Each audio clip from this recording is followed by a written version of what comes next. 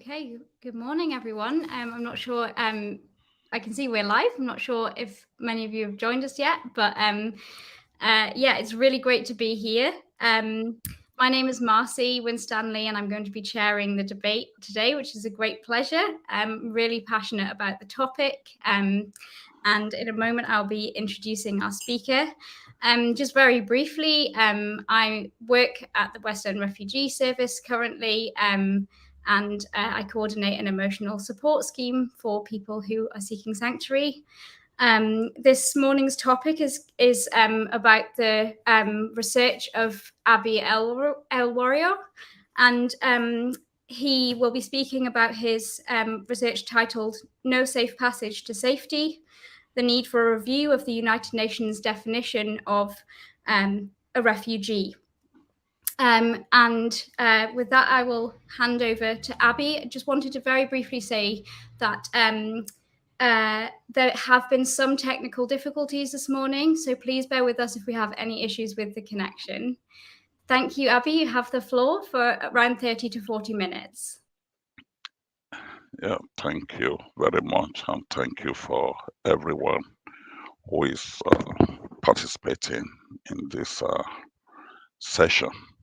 And I thank the Hexham debate for the opportunity of participating in this session. I will be talking more about my current research at the University of Durham, where I'm currently doing my PhD research work. So the title of my research is "No Safe Passage to Safety: The Need for a Review of the United Nations definition of a refugee." By the United Nations definition of a refugee is someone who is facing persecution or who is being persecuted on account of four specific reasons. We call that the convention reasons. This definition is taken from Article 1A of the United Nations Convention on Refugees, 1951.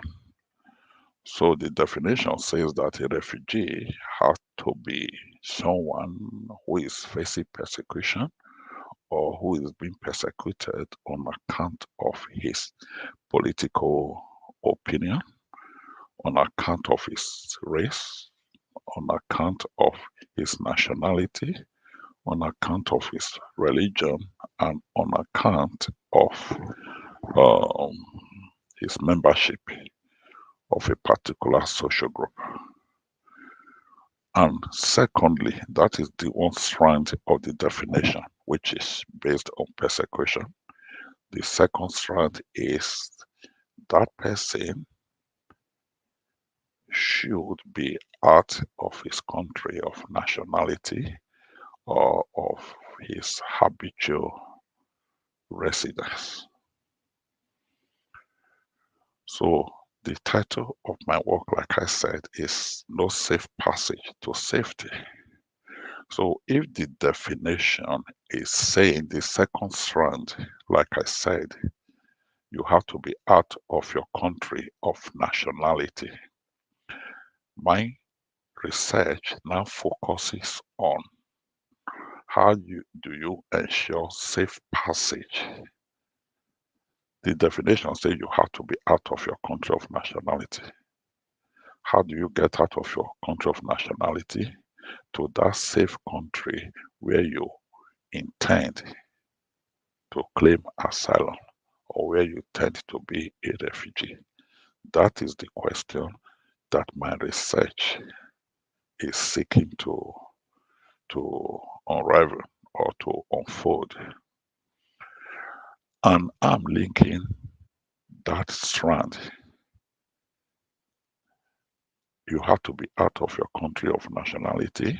I'm linking it to the deaths of people who are fleeing persecution. There have been cases of migratory deaths, that people who are migrating, who are fleeing persecution. There have been reports of deaths even recently in the English Channel, people coming by small boat, 2013, 2014, 2015. There were thousands of deaths on the Mediterranean, people trying to cross into Europe. People die in the deserts, Sahara deserts, migrating from Africa or from the Asian countries, dying on the way. People die in the forest. People die behind lorries. Just about a year or 2 years ago, we heard of the very sorrowful situation in which almost 100 people coming from the Asian country, this South Korea, one of those countries where they were all frozen to death. The lorry was parked by the road somewhere in Kent, and all of them were frozen to death. Why is this? The reason simply is because there is no safe passage to safety. People who are fleeing persecution on account of those 5 reasons had to find a way, whatever means, to run away from those persecution, which could either be death or imprisonment or torture. So these people have to find a way to live by all means necessary. And in that situation, they find themselves going through the maze unsafe routes because there is no mechanism. There is no mechanism to ensure the safe passage of these people. So my research is trying to establish the link that because there is no safe passage for these people to get to places of safety, then the end result is that people die along the way. People die as they journey to their places where they could claim uh, uh, refuge. So that is the situation.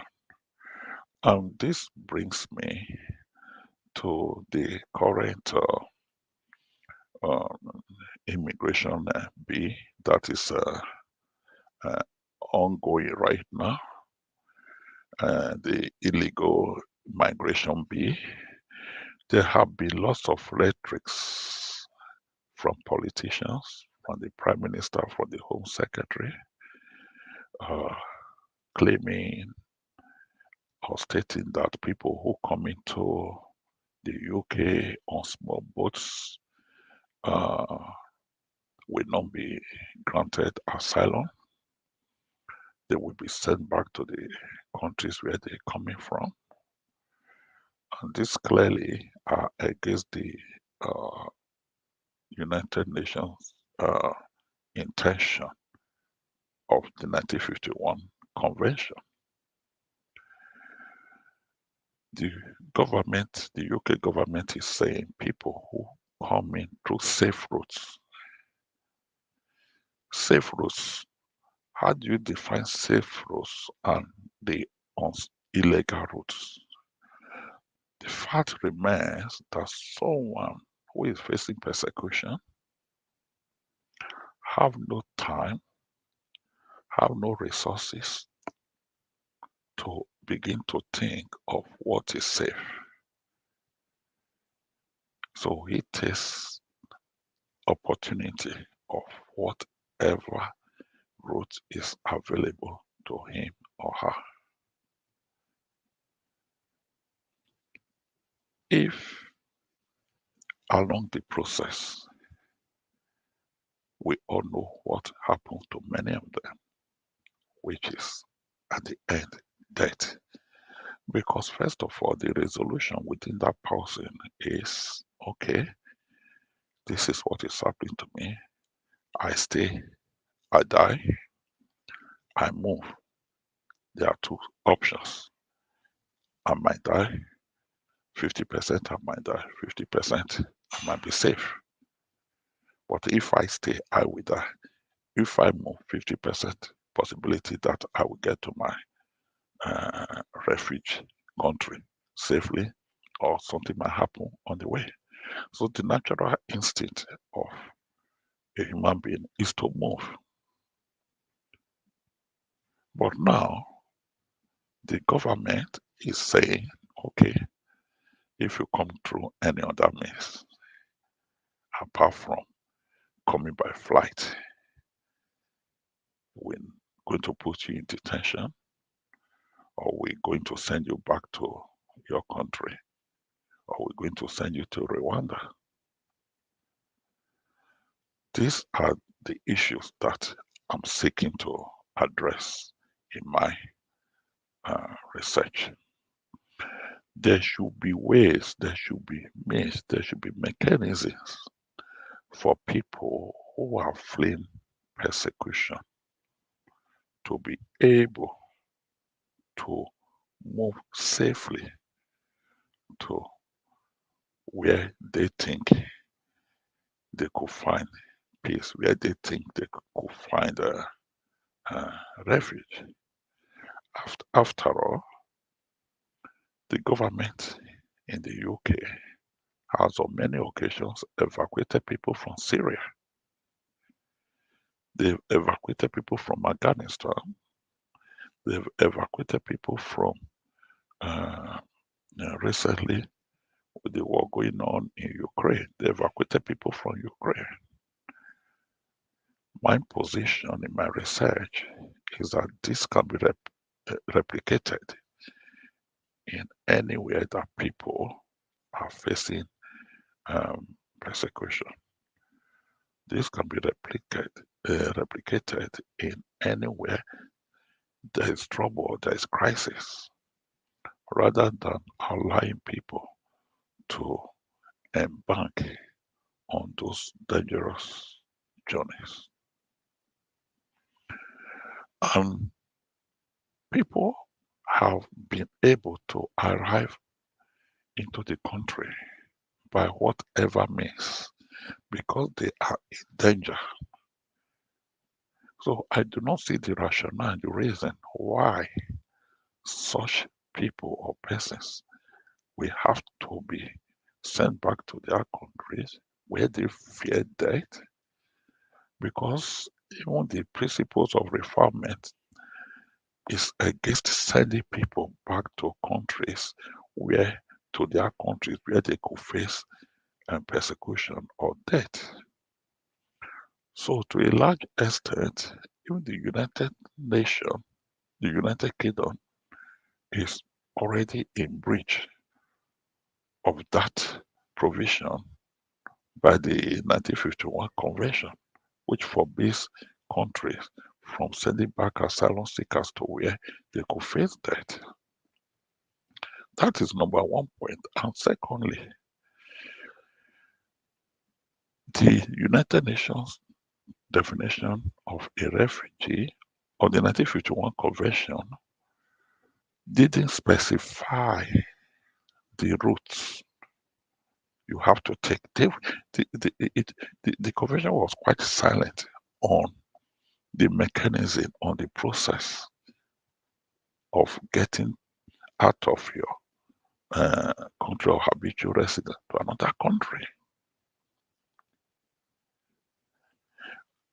My proposal in my research or my recommendation is to remove that clause, which we term as the alienage clause, ALIENAGE Lienage, alienage clause, that you have to be out of your country of nationality. That is the review that my research is focusing on, which is to say that if I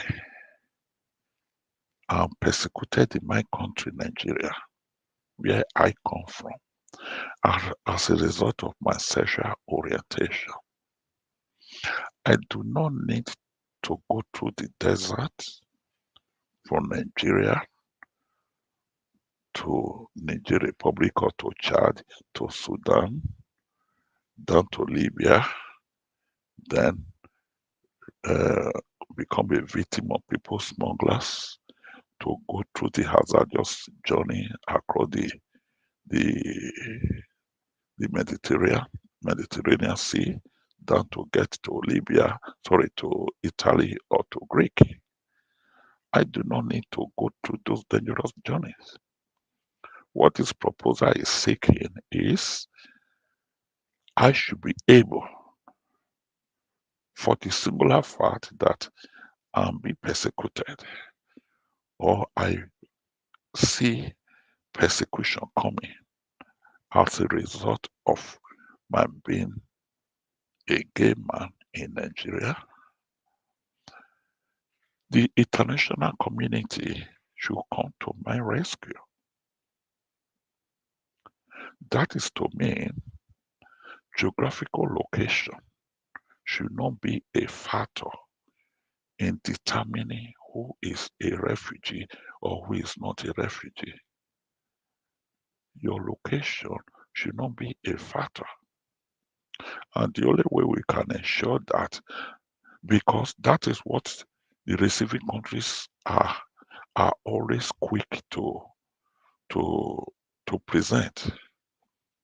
You have to be outside your country of nationality. You have to, before you can claim asylum. How do I get to my country of nationality? And I did remember the Home Secretary was asked on many occasions by a member of the House of Laws Select Committee, Home Affairs Select Committee, and she was just blabbing. She couldn't even answer. Her position was okay, they should claim asylum as soon as they arrive in the country. Fine, we appreciate that. The question was, how do you expect somebody, you evacuating people in Ukraine, in Syria, in Afghanistan?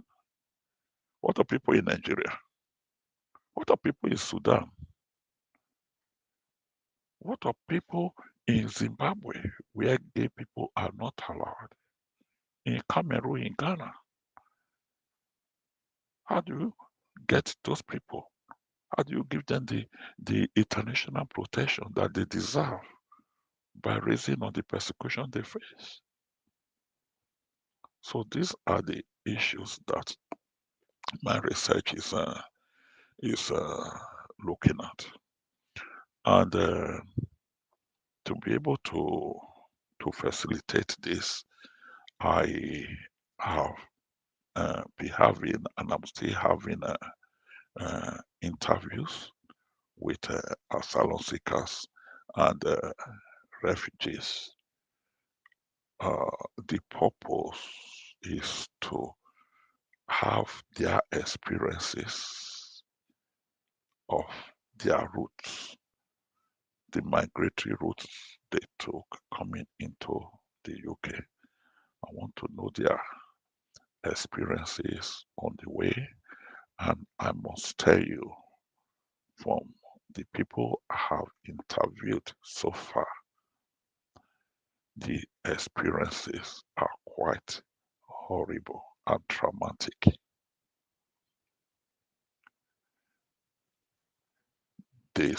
Many of them saw deaths.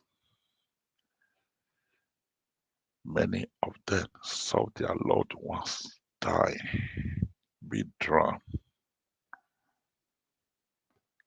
and they were helpless. There was nothing they could do. But the fact remains that all this could be avoided. So I've interviewed more than two-thirds of my participants, like I said, asylum seekers and refugees in the Northeast. My research is focused on the experiences of asylum seekers and refugees in the Northeast, and I have drawn my participants from Friends of Dropping here in Sutherland, the Comfrey project, and the conversation group, both in Gateshead and in Newcastle, respectively. So the purpose is to establish a need to hear their experiences, lived experiences of the routes they took coming to the UK, what their experiences were.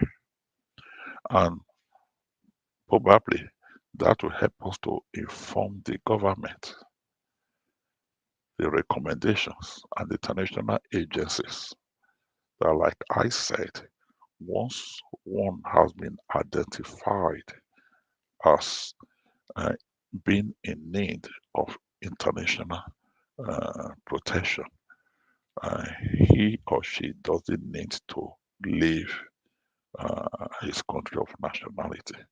If he could be safely evacuated, they do it every time.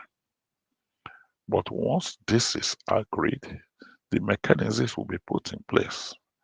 For instance, I don't think there's any country in the world that do not have the presence of a United Nations office, either UNDP, UNESCO, UNHCR.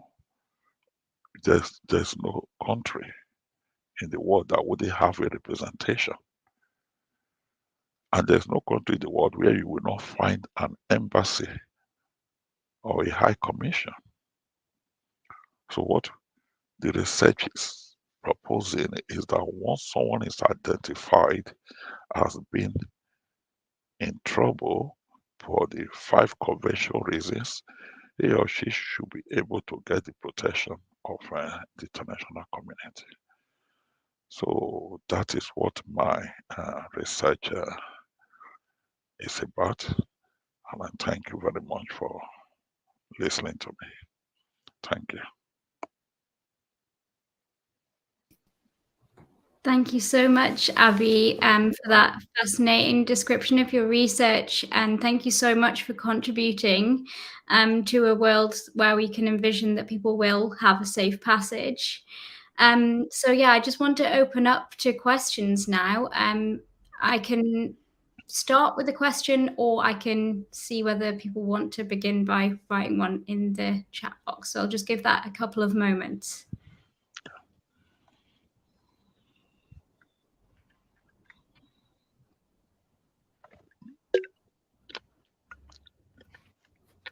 Okay, so I'm not seeing any questions yet in the chat. I just wanted to begin by asking.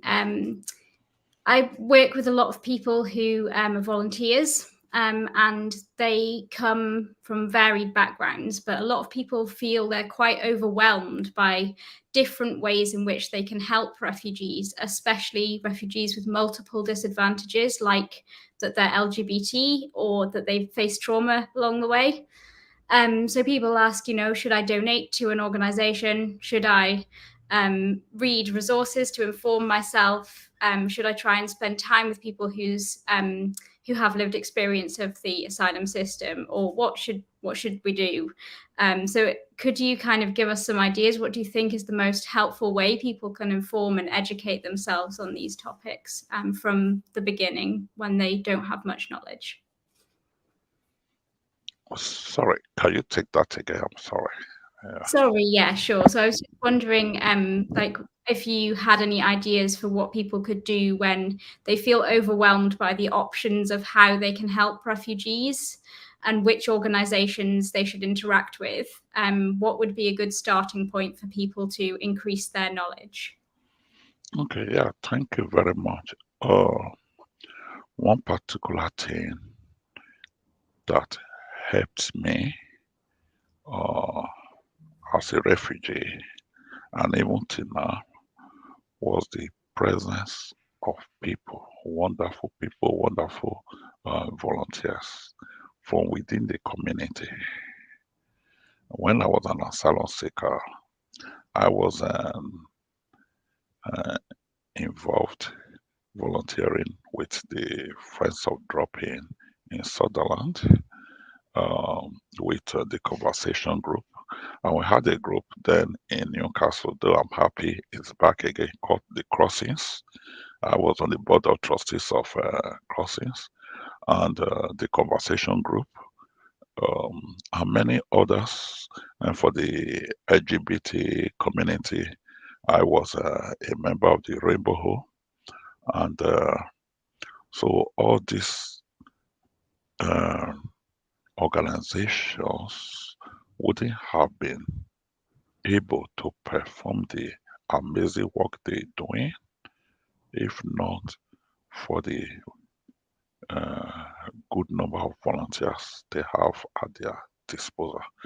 So first of all, we want to use this opportunity to thank everyone who has been in one way or the other, be volunteering and helping asylum seekers in the region, and that is number one. And like I said, there are quite a number of uh, charities supporting asylum seekers and refugees in the northeast. I know I have my own here in Sutherland, FODI, which is Friends of Drop-In. I know the West End Refugee Service has been an amazing place. I worked with many of your colleagues since 2014, 2015, 16, especially during the Refugee Week. We have the Comfrey project doing amazing things in the essence of gardening and green space.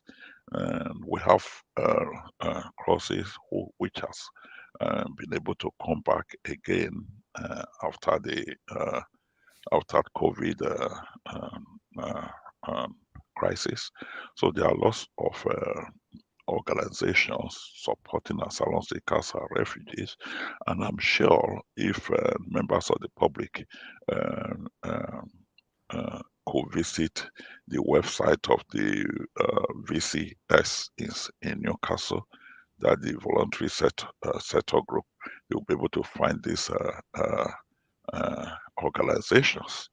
And yeah, it is also important for them because you can help people, you can assist people when you know their stories, when you know their circumstances. So programs like this, like the one we have in is very, very important and educative and informative to attend. And again, there are some flyers, leaflets, pamphlets. Those days we used to have and the um, meat busters we distribute, especially during Refugee Week. So this great knowledge and people become more aware of the circumstances with with people. Thank you so much, Abby. That's Yeah, really helpful. yeah, I'm sure that'll help a lot of people to find ways into volunteering and to know what organisations are out there. I'm just seeing two connected questions in the yeah. chat at the moment. So we've brought one of them onto the screen and then we can bring the next one on after. Or I could read them out together since they're related, actually. Yeah, I'll do that. So the first question is from Joe, and Joe says, this process would work, but only with the agreement of all countries. How can this be achieved given the political move to the right?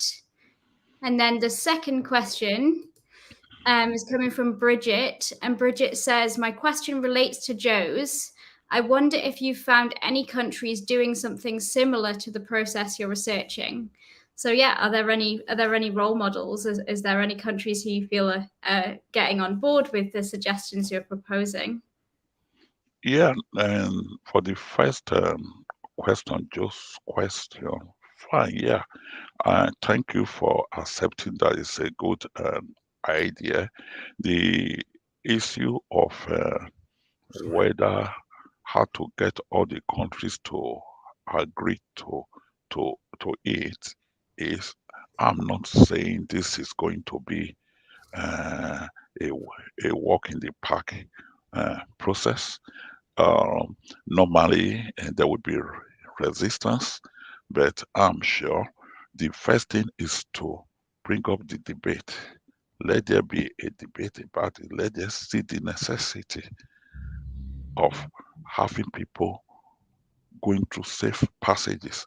Like I said, the UK government has evacuated people several times from Syria, brought them into the UK for uh, uh, for resettlement and integration. They've done it in Afghanistan. They're doing it in Ukraine. These are large numbers.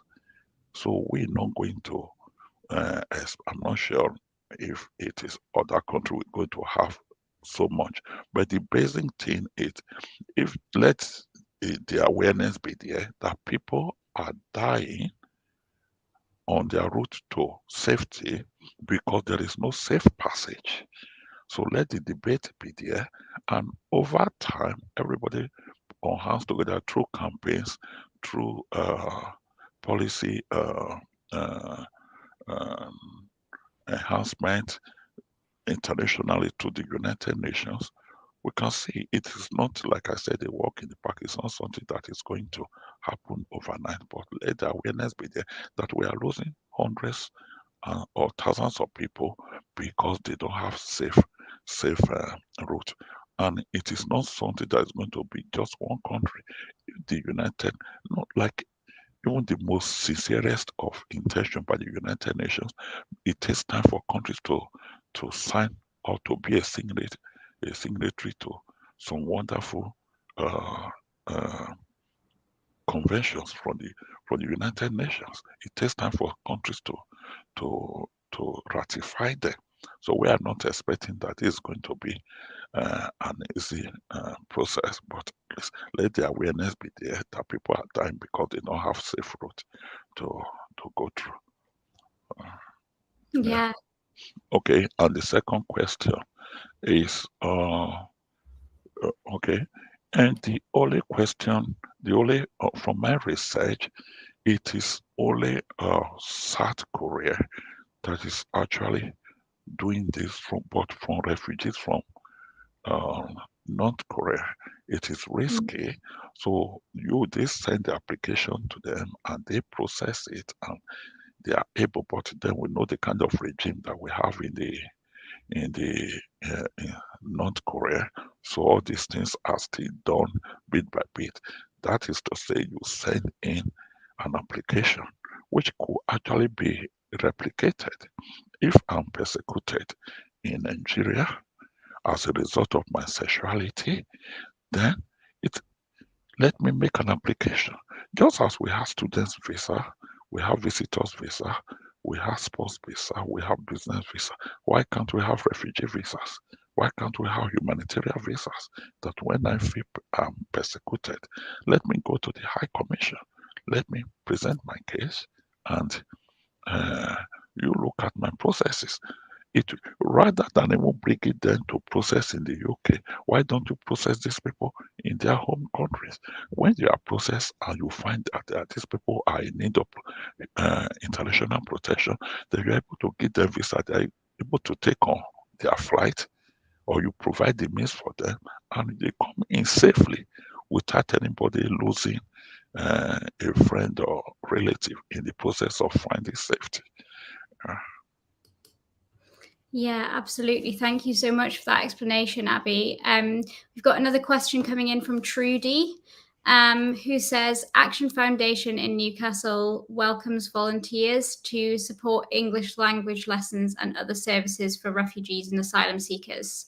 Okay, so I guess it is more of a It's more of an information than, thank you, Action Foundation. I have been engaged with Action Foundation since Refugee Week of 2014, and no doubt they'll be doing an amazing work from the Action language to Action homes, where they'll be supporting faith asylum seekers who have been taken out of the system because their application has been rejected by the Home Office, or destitute asylum seekers. So Action Foundation has been doing an amazing work, and I thank them for all they're doing. And it's also good to state here that even folding, friends, or dropping in Sutherland, we just started our ESOL classes too, for people, asylum seekers, to be able to work better on their English language. Yeah, exactly. So that's another really good point that relates back to what we were discussing earlier about options for volunteering. There's a lot of great organisations locally for people to tap into their resources. Great. I'm just going to give it a moment to see if there's any further questions that are going to come in. If anybody else has any questions, you can put them in the chat. Oh, yeah. Okay. So we've got a comment from Joe. I'm just going to read that one. So Joe says, thank you. The process by application is ideal. However, I can sense that there is a danger of the success of the application may be linked to the application's education and skills, possibly leaving those with little or none not being accepted. Yeah, so how would people get the skills that they needed to be able to apply through the process that that you're suggesting in your research? Yeah, for now, when you look at the process right now for asylum seekers, to a large extent, they are exempted from so many things when they are here, like when they are exempted from the English language test when they want to apply for refugee status and all of those, and when they want to come into the country, or they want to they make an application for family reunion, they don't need to satisfy all those income, housing benefit, housing requirements. So we're linking application to education and skills. And if I get Joe correctly, is it that they might require them to have educational skills before the application will be granted? If that is the point she's trying to raise, no, I don't think that is a requirement when you're seeking asylum. Your education or your skill is immaterial. What it needs to be established is that you face real persecution in your country. So your application, your educational skills might have little to do when your life is in danger. But I may suppose she is talking about the ability of the applicants to make the application. If that is the other aspect the question relates to, I'm sure the embassies right now, there are people who come to the UK that are not able to speak English, or they are able to speak only their language, and I'm sure the embassies, they are able to have all those processes in place for people who don't speak English to be able to make their applications. Yeah, thank you, Abby. I think like that maybe would involve working with interpreters. But thank you for your explanation of the process. We have a question as well from Jim, who says Ukrainian refugees are allowed to work immediately on arrival. Should this be applied to all refugees, and what are the reasons for this situation? Yeah, Jane, thank you very much. The, the there have been lots of campaign for refugees or asylum seekers to be allowed to work. I will say we are neither here nor there as far as that campaign is concerned. But even the Home Office policy says if an asylum seeker has not, if the asylum application has not been processed by the Home Office for reasons that is unrelated to the applicant itself, then they should be allowed to work. But what do we see? We have pockets of decisions allowing asylum seekers to work, having spent a year or above. But like I said, they always try to make it very difficult for them because they have to place them under the shortage of occupation list. That is the only kind of work they can actually do. But let me come in here a little bit. There is difference between Ukraine refugees and asylum seekers or uh, refugees from other places. There's need to have this to establish this difference. What actually is happening in Ukraine is what we call humanitarian crisis. The Ukraine, the Ukrainians or the refugees from Ukraine do not really fit into the definition of a refugee in accordance with Article 1A of the 1951 Convention. That article says you must be persecuted on the basis of race, religion, nationality, political opinion, or membership of a particular social group. It doesn't talk about wars. It is the Africa Union definition of a refugee that have tried.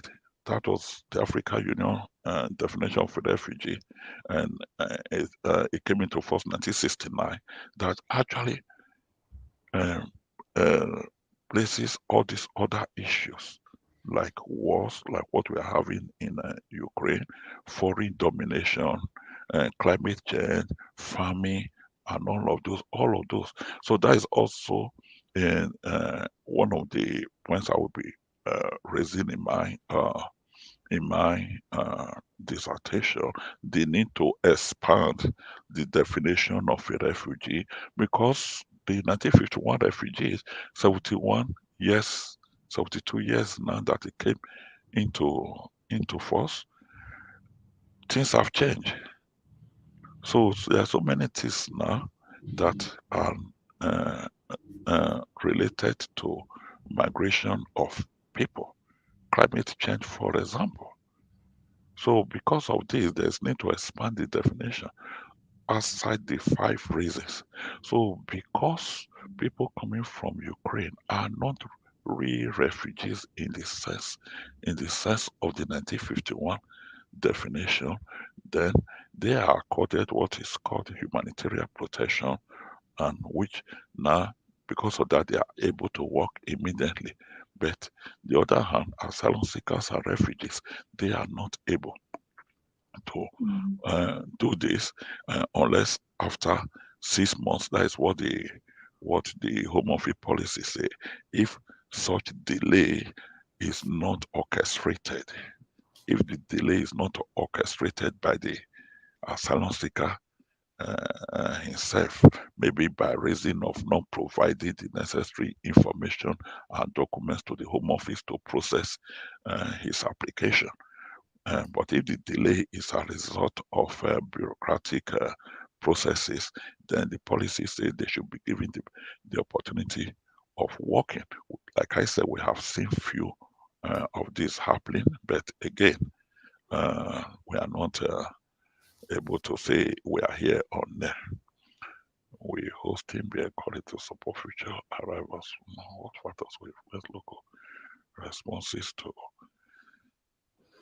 Yeah, hosting is Jim again. Hosting is a very, very good way of supporting people who are arriving. And like I did say earlier, I remember we have the Action Homes or Action Foundation hosting scheme in which they are able to pair up asylum seekers or failed asylum seekers with people in the community. And we have also seen this worked very well with the uh, people with the Syrian refugees, you know. So it is something to be encouraged because the situation in Sudan right now is really, really uh, uh, terrible. And unfortunately, I understand the Home Secretary has said that they're not going to help evacuate people from. They're not going to give them free passage. That is quite. That is the double standard we having. We're evacuating people from Ukraine. We're not evacuating people from Sudan. So these are the double standards we have as far as the government policies are concerned. Yeah, the factors that will influence local responses to hosting, advice, and policy. I think the best thing is uh, to enlighten people. And that is what enlightenment and campaign we will be good in this area to be able to let people know the humanitarian crisis that is going on in this country. Lots of people have, if it's just a single room, a small room, people just need where to put their heads on, you know. So the community, I'm very aware that the Northeast have been doing quite good significantly as far as hosting of refugees are concerned, and I'm sure that will continue. Yeah. So people should actually be encouraged to support such arrivals. Thank you. I think we have time for maybe one more question, which we've got in the chat. Yeah, we have a question from Jan. So Jan says, do you think the current UK proposals to deny anyone arriving by boat the possibility of claiming asylum is illegal in international law? Yeah, it is absolutely illegal, very, very illegal. Because if you look at it, okay, look at it again from that definition, you have to be outside your country of nationality.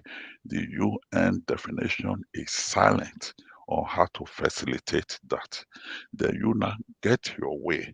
So what that means, that silence means by whatever means, get out of your country of nationality. Then you get into a place of safety, then you are now be denied. It's immaterial. However, the people came into the country, these people are facing persecution.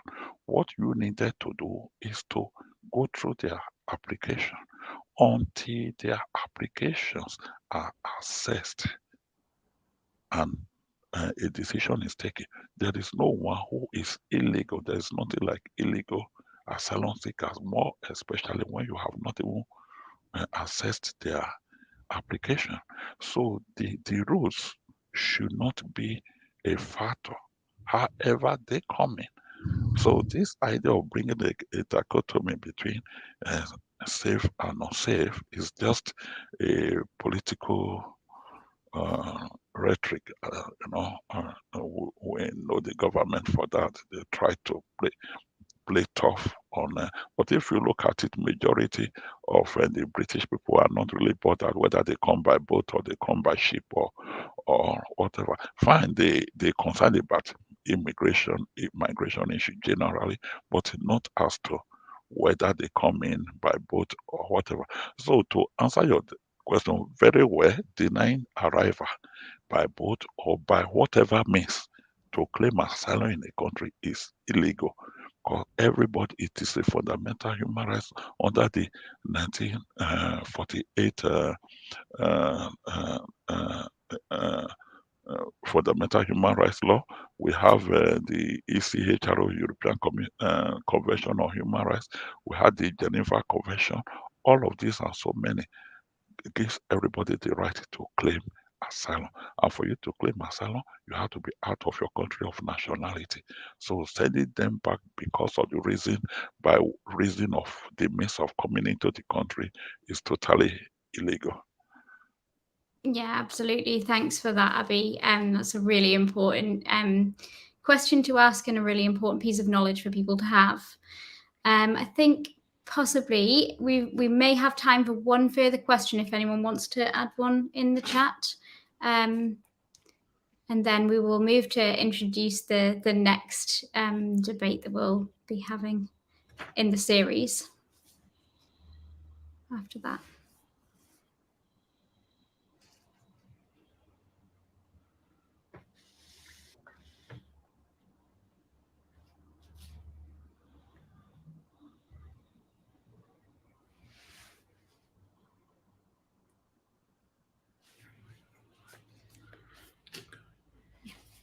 Shall I give him the question?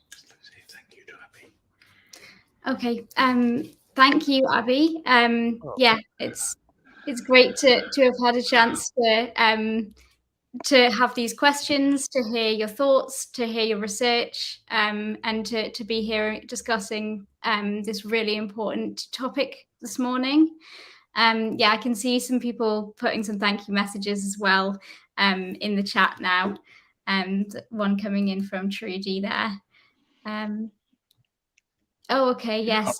Yeah, okay, this is a question. Yeah. Asylum seeker. Yeah, thank you, Trudy. The Home Office policy is that after 6 months, if there's a delay in the decision, the asylum seekers could apply for a work permit.